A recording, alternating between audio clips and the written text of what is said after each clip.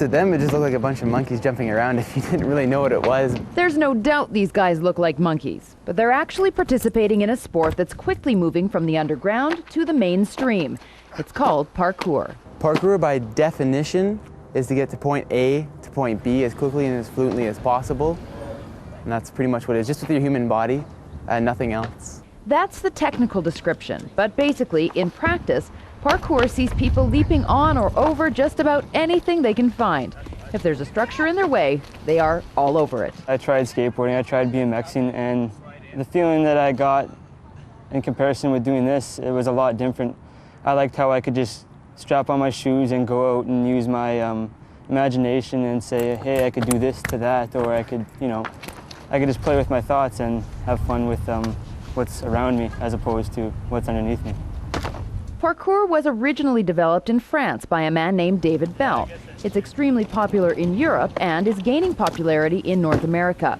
These four are extremely dedicated and practice nearly every day. They estimate about 50 people in Winnipeg are active in parkouring, or, as they call it, PKing.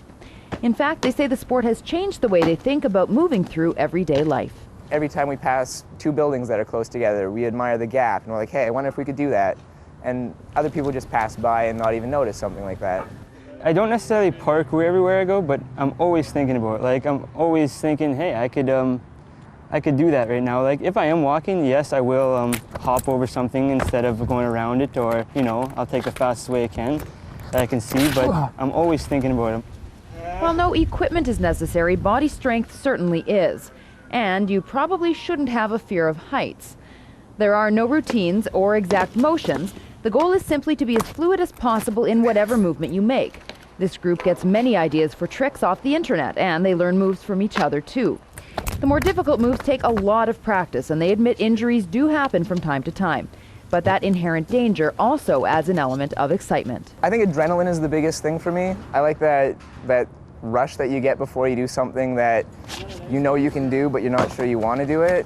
And then you just get that rush and you're like, okay, I can do it now, and you go and do it, and that's what I like the most. Injuries do happen. It's like you can't help it to happen. Like, the best you can do to prevent it is to train properly and progress instead of going for the big things first. As you might expect, people often assume the PK group is up to no good when they're jumping around.